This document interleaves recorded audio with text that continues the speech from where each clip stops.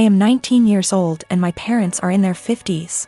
For as long as I can remember, I have been allergic to several things: dairy, wheat / flour / gluten, legumes. Since I was a young child, my parents have completely kept all of them out of our house.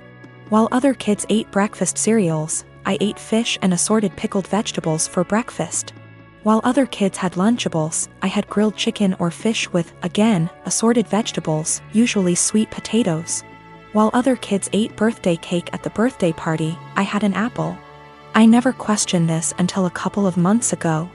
I was at my aunt's house for my birthday party, and she made brownies for everyone. For me, she took great steps to make them with almond flour and avoided all of my allergies. I started eating them and thought little of it until my aunt suddenly looked at me and, in a panicked way, asked which plate I took the brownies from. I pointed from the one where I got my brownies, and she immediately stood up and told me we had to get my EpiPen. She raced to ask my mother for it, and I sat there scared out of my mind because I had never mistakenly eaten flour before.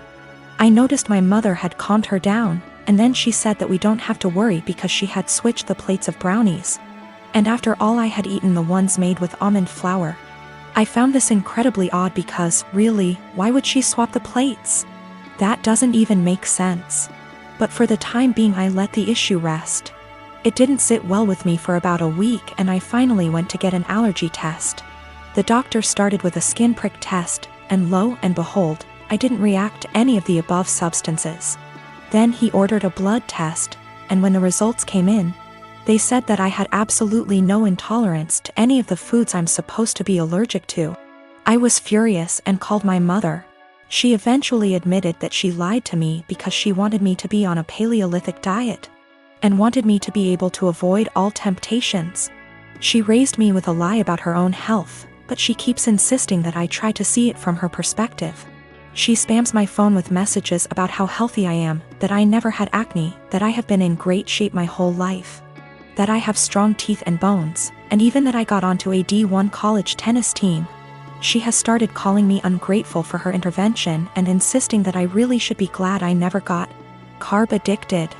I don't know what to think.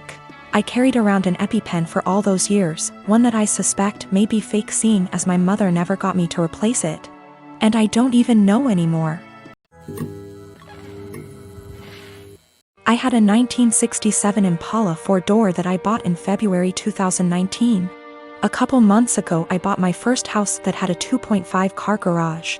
I moved the car in and started tearing it down for a complete restoration. I had the body in one bay and the chassis in another, plus the whole garage filled with parts. About 2 months ago, my girlfriend came to live with me during this whole crisis and the whole time has hated that car. She wants to park in the garage, but I have 2 acres of land with a lot of nice places to park under shady trees, or hell, even in the barn if it has to be inside.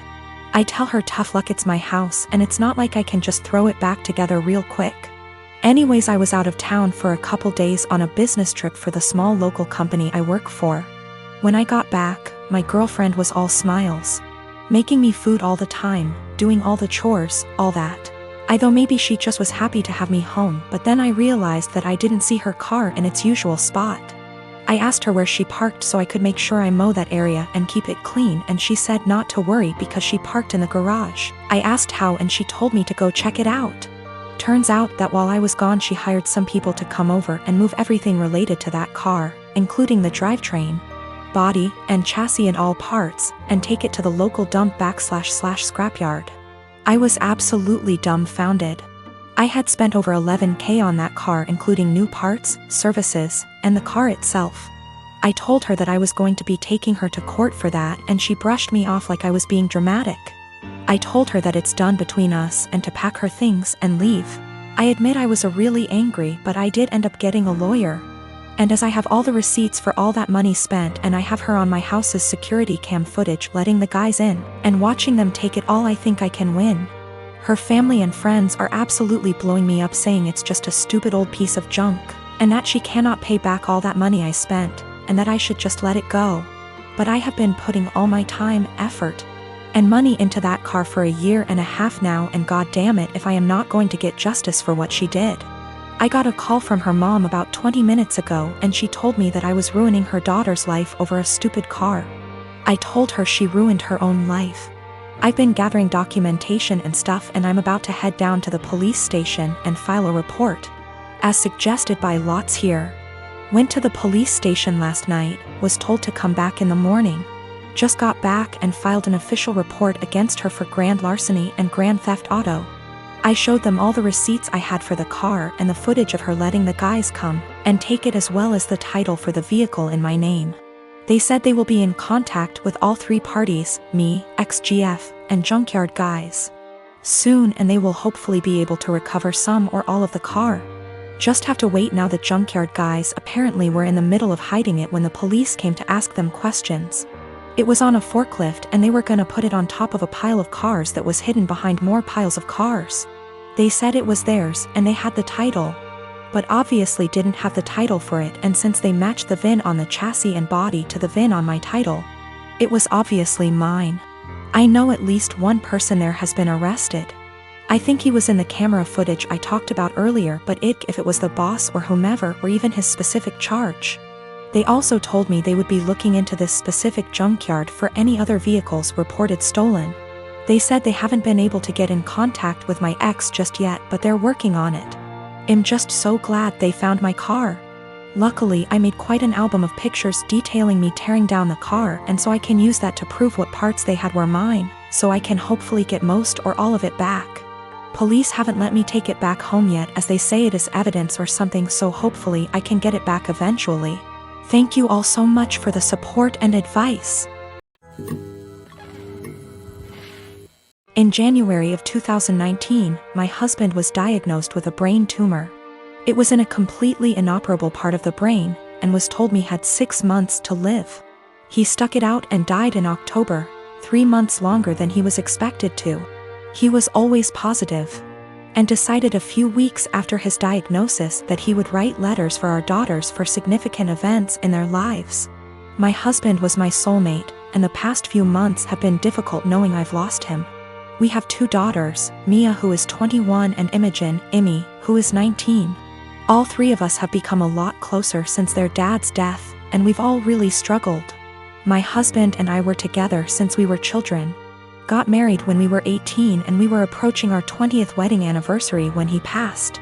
In February of this year, Mia got married to a boy she's been with for about 6 years. I absolutely love her husband, and he's been incredibly supportive during all of our grief. My husband wrote a letter for Mia to open on her wedding day. It's worth noting that my daughters were unaware of these letters. It was my job to give them to our daughters.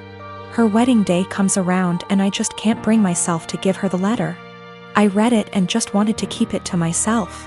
I had his handwriting and his words, and it felt like he was there, and I couldn't bear the thought of giving that up yet. I was fully intending on giving her all the other letters as the events happened. Last week, Mia and her husband bought their first home together. They'd been living at our home since they got married, and so had a lot of stuff to pack and move to their new house. Mia asked me where her important documents were, passport, birth certificate, etc. So I told her they were in my top drawer of my dresser in my bedroom. The only letter that was in there was the one I was meant to give her on her wedding day, the rest were hidden away. She immediately recognized his handwriting, and of course it was addressed to her, so she read it and broke down.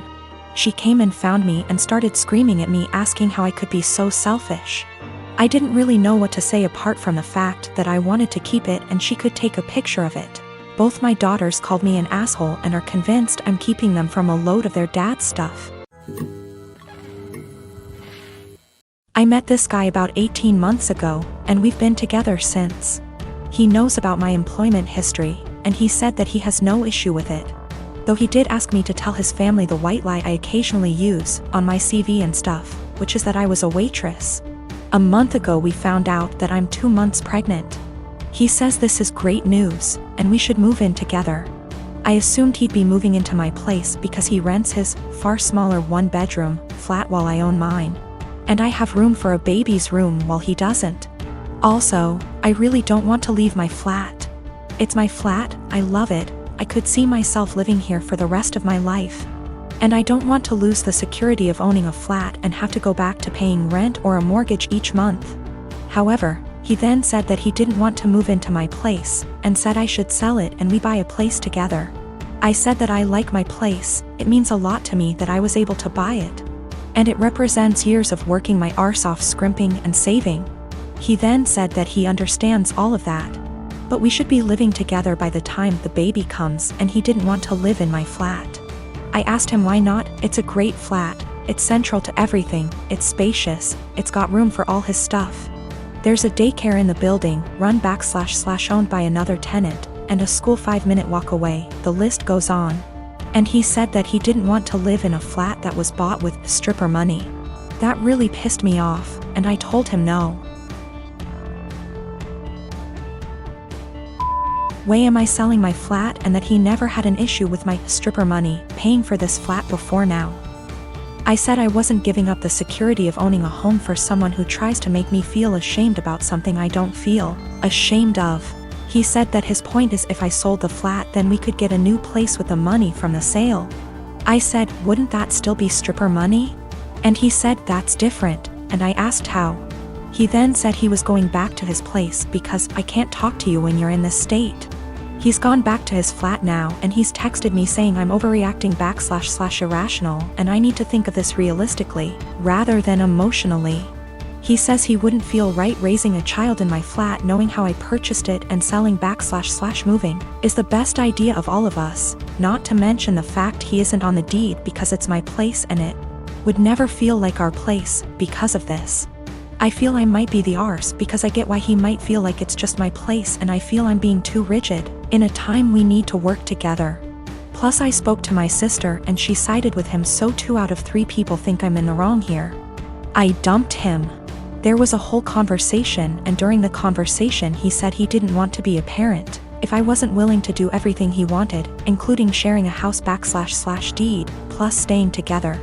Also, at the start of the conversation I said what a few people suggested, which was that I'd be willing to sell and split the house with him, provided he paid 50%, and he got very angry. Very quickly. He also said a few other things, how it's all going to pan out just yet, but it looks like I'm going to be a single mother,